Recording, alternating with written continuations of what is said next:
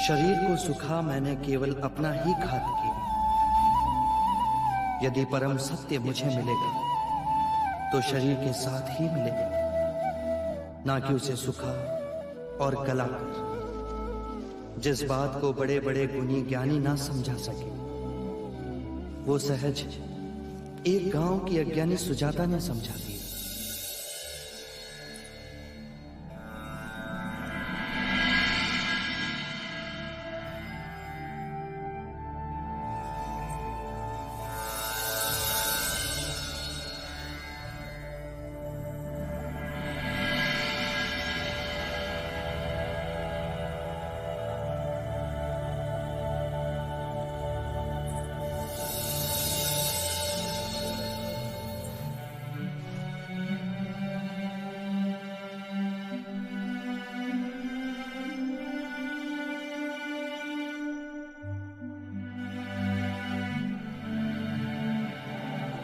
तुम्हारी कई बातों में बड़ा सत्य था सुजा।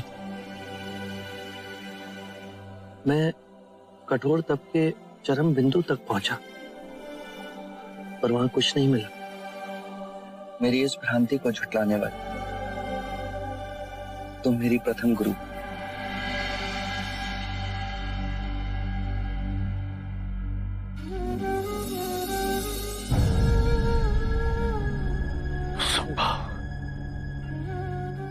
सिद्धार्था ने तपश्चर्या छोड़ दी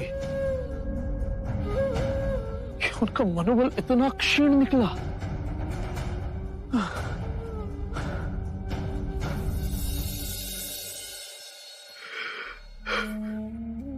आपकी ही राह देख रहे थे,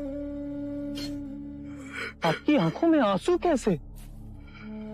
जिस पे भरोसा कर अपने प्राणों की आहुति देने हम सब चले थे, वही अपने पद से टिक गया।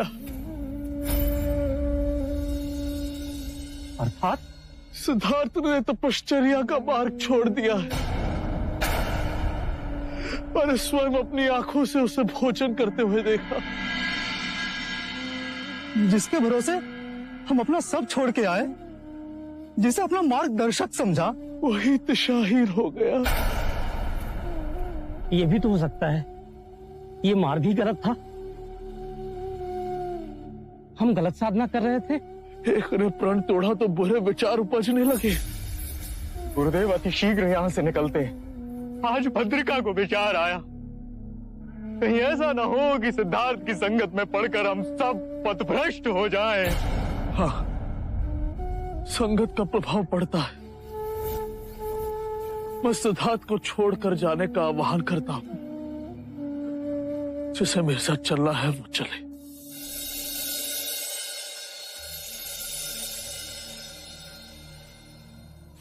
डरो मत।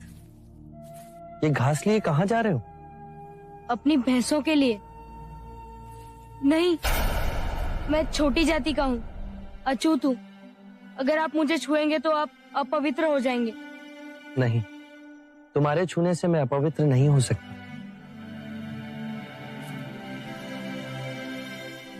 मेरा नाम सिद्धार्थ। तुम कौन हो? मैं स्वस्ति हूँ। आप सन्यासी हैं? हाँ, इस वृक्ष के नीचे बैठ मैं साधना करूंगा। मैं इस कुशागार से आपके लिए आसन बना दूं? अवश्य। तुम्हारे हाथ से बने इस आसन पर बैठ मुझे प्रसन्नता होगी।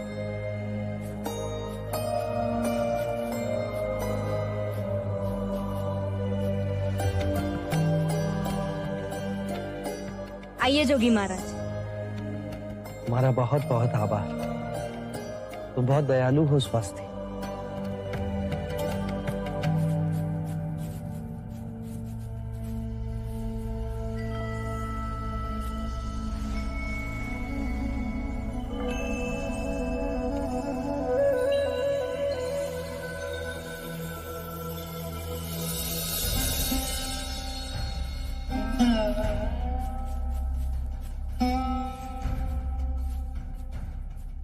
सिद्धार्थ,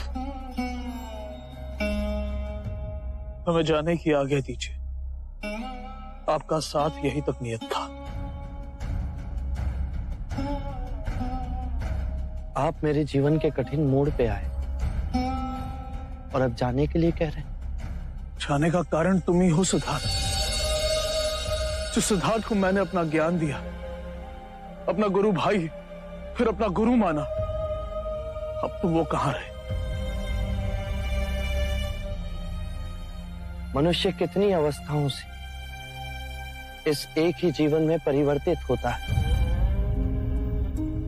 बाल अवस्था से परिवर्तित हो उसका रूपांतरण युवा अवस्था में होता है, और युवा अवस्था परिवर्तित हो प्रौढ़ अवस्था आती है। ये प्रकृति के नियम की बात है।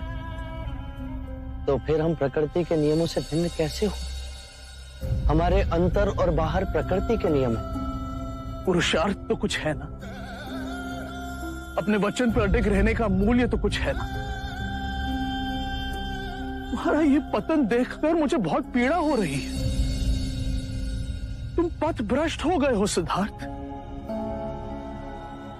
उस पथ का परीक्षण कर उसे व्यर्थ पाए, क्या उस पथ पर चलने का साहस समाप्त हो गया? यदि ये सांसारिक जीवन की अभिलाषा थी तो क्यों त्यागा घर द्वार, क्यों त्यागा यशोधरा, अपने पुत्र से क्यों विमुख हो गए? तुम तो संसार को मुक्ति के मार्ग की ओर ले जाने के लिए उठे थे। 6 वर्ष की खोज, कठिन तपश्चर्या, उस मार्ग में तुम्हारे पैर लड़खड़ा गए। अपने उद्देश्य से इतनी जल्दी मत डिग जाओ, अपने सिद्धांत यूं ना गवा दो।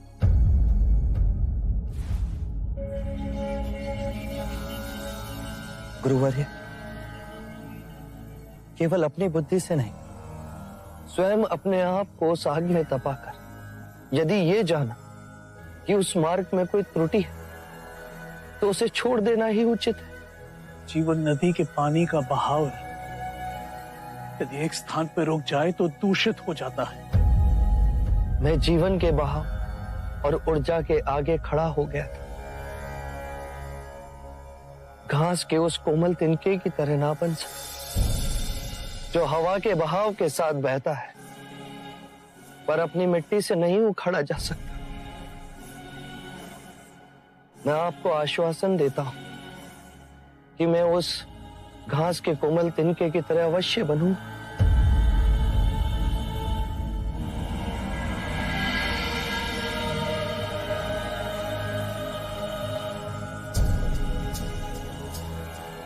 गुरुवर्य, मैं मनुष्य जाति की मुक्ति का मार्ग अवश्य खोजूं, और वो मार्ग आपको दिखाने में अवश्य लौटूं। हम एक बार फिर मिलेंगे।